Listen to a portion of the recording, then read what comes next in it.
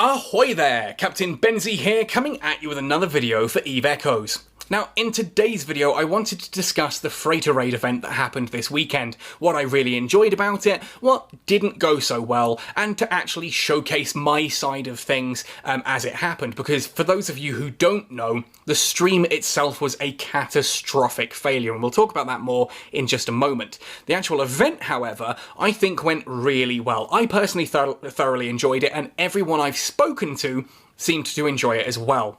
Now, of course, as I said, it wasn't perfect. It definitely wasn't flawless. From my side of things, essentially I got jumped out with the Captain Benzie character. I got jumped out to Polaris, which is the developer system, and it was really cool getting to see Polaris from the inside and actually getting to see like how that skybox looks, seeing all the different systems and stations and that there.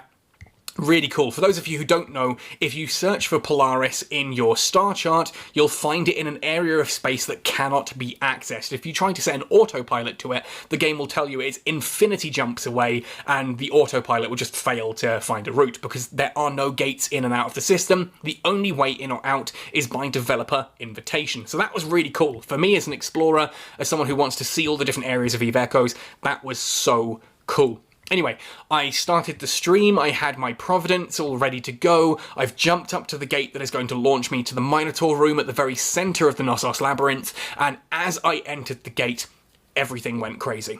Now, at the time, I couldn't figure out what the hell was going on. I tried resetting the stream, I tried changing from Streamlabs to a different streaming software, I tried resetting my phone, I reset the router, I tried going onto mobile data. Nothing worked. It was just an endless mess of buffering. The actual recording wouldn't work. The game itself, I could sort of still pilot around. It took a long time to load into the labyrinth, and you know, after I was inside, things were smooth as butter for actually playing the game, but it just would not connect to the stream. I couldn't actually get the footage out there. No one could hear me talking. It was disappointing, to say the least. Now, I know that some people who are watching it were thoroughly disappointed as well. I want to just point out that no one was as heartbroken at the end of that stream as I was. I've been planning this for, like, well over a month now. I know some people theorised when I started testing streaming that, oh, you know, does this mean Benzie's doing a freighter raid? At that point in time, no. I was just trying to test and see if I could stream and do sort of, you know, almost chill sessions where I just, you know, chill out with you guys and talk and do a bit of a Q&A and stuff like that. Unfortunately, when I was offered to, fortunately, I was then offered to do the freighter raid, and so Joseph and I sat down and we tried several private test streams. We did all kinds of crazy stuff. Heck, Tailless Fox and I tried and succeeded to get this working the day before. Then suddenly, on the day itself, just everything collapsed, and the only thing I can think of is that the base station that we connect our internet to had a problem there, because our Wi-Fi just suddenly slowed right down, and whereas normally I would switch to mobile data, that wasn't working either. And our Wi-Fi is essentially a cable that goes along the floor here. I've got a router over this side, cable goes along the floor and up to a dish that's on our roof, and then it connects wirelessly, basically the same technology, 4G technology, to a base station somewhere in the distance. So I can only assume that that base station completely crapped out and ruined the entire event for me, as far as the streaming side goes. Now, for the actual event itself, though, I thoroughly enjoyed this. Sitting there and watching people take out the freighter, I was talking to people, like, on Discord and that, and just seeing how much fun people were having. That, to me, was an absolute success, and I'm really, really glad that that went through the way it did. I did manage to record footage of me inside the Knossos Labyrinth as well, so you've got the timer and the kills and how it all went down, and that's what we're going to go and have a look at now. The moment that my stream crashed, I started to record. I did actually do a voiceover, but my microphone wasn't set up properly at the time, and really gave an absolutely horrible sound. Anyway, so here we are now at 12 minutes past the hour, 19:12 my time, 17:12 UTC, and we've had our first ship arrive on grid. I tried to lock onto the target, forgetting that I'm in a freighter, and freighters have 0 available lock targets. But this was the first person to successfully find the Minotaur room and thus find me in the freighter inside it. This is Admiral Alex Lee from ECLA Corp. I'm not actually sure who that is. Obviously, it's not a corp I'm overly familiar with, but it was a Condor 2. This surprised me. I was expecting to see a lot of Condor interceptors, or a lot of interceptors in general, but specifically Condors. But seeing an actual Condor 2, the Tech 4 variant, genuinely surprised me. And you can see at this point that he's kind of just orbiting, keeping a bit of distance and watching me. I think at this point he's found me, he's orbiting, and you can actually, there we are, he has launched a couple of shots at me as well, not that it really does much at all. At this point, he's obviously, or she is clearly contacting the rest of their group and saying, I found the room, hopefully trying to remember the actual route that they took, because I could tell you which room I was in. It was finding that room that was always going to be the difficult part of this entire event, finding that route from whichever gate you entered through to the very centre of the labyrinth. And ultimately, as I said, 12 minutes isn't bad at all. It was 9 minutes after I entered the labyrinth, because I arrived in at 1703 UTC. I don't think 9 minutes after I entered was bad at all. 12 minutes in total. ECLA Admiral Alex Lee, Condor 2, there we are. Having a little bit of a shoot at me. I do miss the Condor 2. I do miss that ship. I like how it looks compared to the Interceptor. I just like the colour scheme and that on it. And here we are now at 14 minutes past, where we have our second person has arrived from NODS, and this is an Amy Rhodes or something like that. I can see here at the top right. Again, a Condor. This time I think it is actually a Condor Interceptor. So we've got our first couple of people who have now successfully found the room. I don't know if these two are from similar corporations. They're certainly not engaging each other. But in fairness, if we're looking here at Amelie Rhodes, there we are, Amelie Rhodes Condor Interceptor. I love how that looks bathed in the light of the gate there, that sort of purpley finish. I remember thinking at the time, that's a really cool nanocore skin they've put on it. And then as they pull away, it's like, oh, it's not a nanocore skin, that's just the it's the light of the gate. Now, I don't know if NODS and ECLA are united, if they are friends working together. Certainly, they're not attacking each other. Now, I get why Admiral Alex Lee wouldn't want to attack Amelie Rhodes, for the simple fact that, you know, Condor 2 versus Condor Interceptor, not a good mix. But here you can see my stats. I just wanted to pull this up. 574,005 total EHP defense. It's going to take a while to get through. And you can see that the two of these ships combined currently have me down at 89% of my shields. Now, there's not much I can do about that. The passive recharge on these shields is absolutely terrible. And of course, a Providence, freighters in general, cannot fit any form of module. So I can't tank this. I cannot tank this damage. There's no active tank or, you know, extenders or things like that I can do. I could only fit rigs. And I didn't actually have any rigs fitted at this point in time. Had I thought about it, I would have actually fit a few of these onto the ship ahead of time. Especially since one of the problems I think I had, one of the complaints is the wrong word, like the criticisms, feedback. One of the bits of feedback I had for the developers at the end of this was the fact that the cargo hold was full of rigs. Now, if you destroy a ship, the rigs are going to be destroyed as well. Rigs have a 0% drop rate. If you destroy a ship, any rigs that are in the cargo hold also get destroyed, and so I should have just fitted some of those to the ship. Anyway, we have our third player here, ECLA, Voorkomen in a Slasher Interceptor. Again, of course it's an Interceptor, but at least it's not a Condor. At least our third ship wasn't another Condor. Again, ECLA, so this is our second player from ECLA Corp. Again, I have to assume that NODS and ECLA are somewhat friendly to each other because they're not shooting at each other. If NODS wasn't friendly, I think now the Slasher Interceptor and the Condor 2 would have engaged that NODS player and taken them off the grid. Finally now, we have a fourth player has arrived from ZLP, HATT03 YouTube, in a Purifier 2. Now, this is the first time I will actually credit someone for flying a Stealth Bomber 2. It's cheaper than the Stealth Bomber 3, and it's actually going to apply its damage pretty well to the freighter, considering the freighter has, I think, about 6,200 meters of signature radius. This can actually apply its damage quite nicely, and I think a Stealth Bomber was an excellent idea to bring to this. It can cloak if it needs to.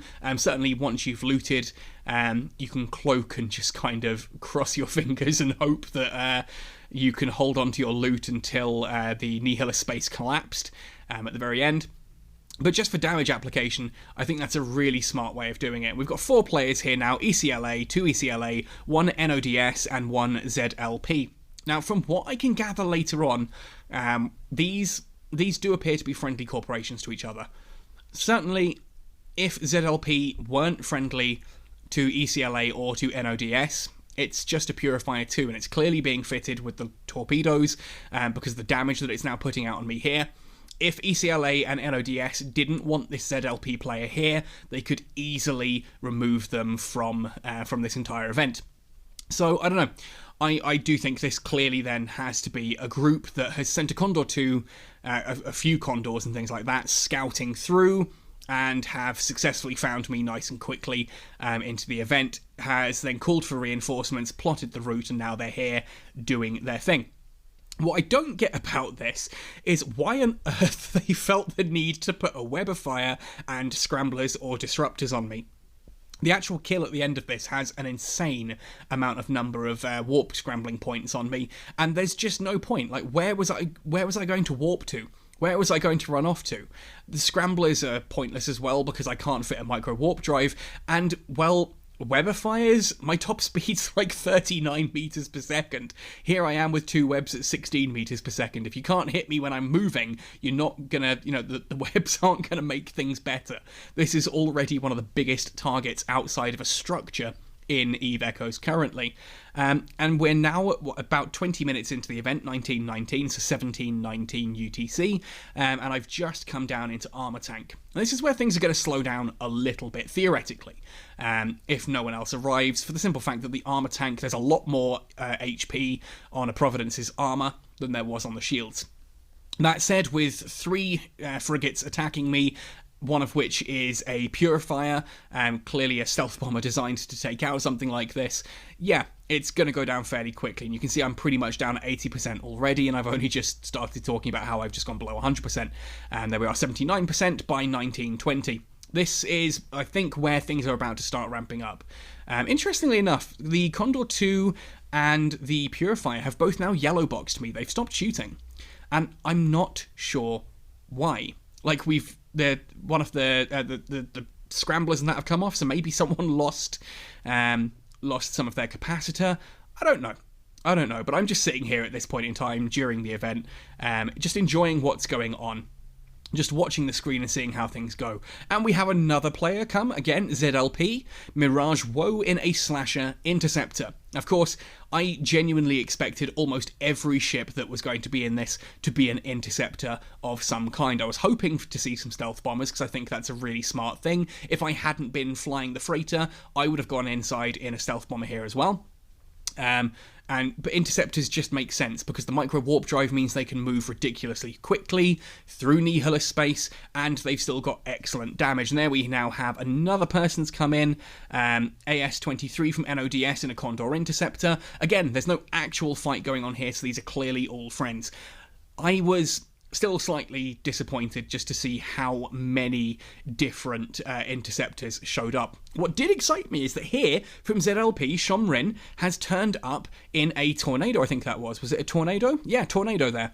Our first thing larger than a cruiser, first thing larger than a frigate, sorry, and it's a battle cruiser. We've got an H-2 Interceptor has turned up as well, with a name that I can't pronounce because it's written in Cyrillic. But I was genuinely surprised there to see a battle cruiser turn up, and something like a Tornado, again, seems like a good option actually, because it's going to do insane amount of damage, and it's quite a fast-moving ship.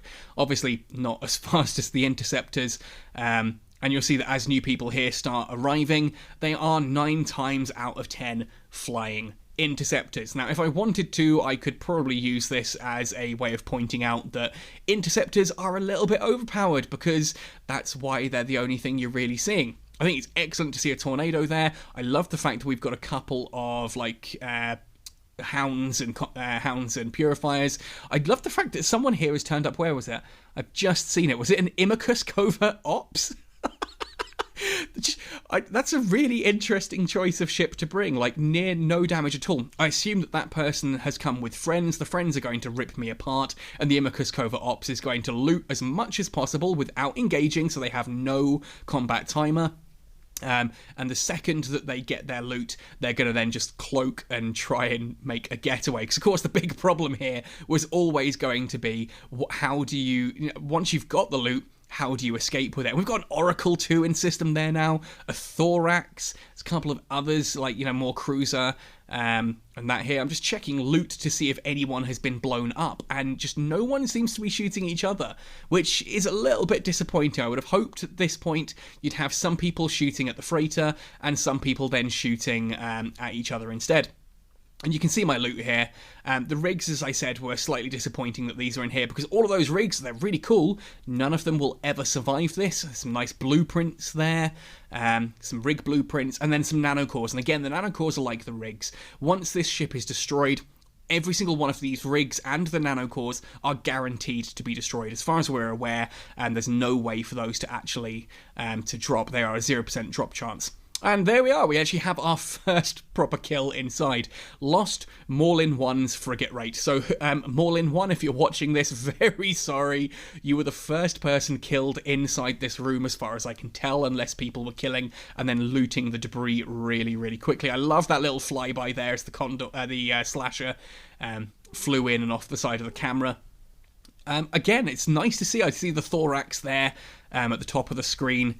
Obviously, loads and loads of frigates, but if someone to actually turn up in something like a Thorax, yeah, I think it's pretty cool. And if we zoom out, you can just see this swarm of frigates and like 2 or 3 cruisers and battle cruisers around it as well. We're getting to that point now where, oh, someone's healing me. Someone is healing me, curiously. I don't know who came along with reps, remote shield boosters, but there was a moment there where they were healing me up.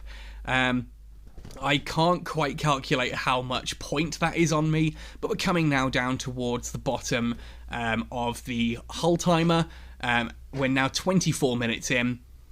We're about to lose the ship. 23% hull, quarter of the structure hull, and that left. Let's have a look. There's the Oracle 2. There's a Myrmidon now.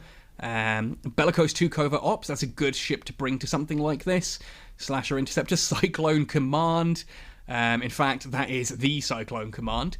Some drones, Oracle 2s, a couple of Oracle 2s, but Hounds, Stealth Bombers, and Interceptors seem to be making up the majority of this fleet. And a Prophecy there at the bottom as well. Uruk in a Prophecy. I just love the fact that it's an Oracle, Oracles, Myrmidons, Hurricane Logistics, there we are, Argon, Scorpion 42, if you were the one repping me, thanks for trying, Arbitrator 2 Covert Ops, Bellicose 2 Covert Ops, Stabber Fleet issue, all Vetamune will be proud. Yeah, no, I'm pretty impressed with this. Only one destroyer, though, which, there it is, Lemon Tea in a Dragoon Assault. Kudos for being the only person here flying a destroyer. Well done, and just a big shout out on that for that alone. I think we're about to get the kill here. Last couple of seconds. There we go. Combat log destroyed. Captain Benzie, Providence at 19:26. 26 minutes after the event started. First person found me at about 9 minutes in. 12 minutes past. So the total kill time there was 14 seconds. And of course my capsule's been destroyed as well because people want that kill mail. Let's go into the actual combat log then and have a look and see what dropped and who got the kill. There we are.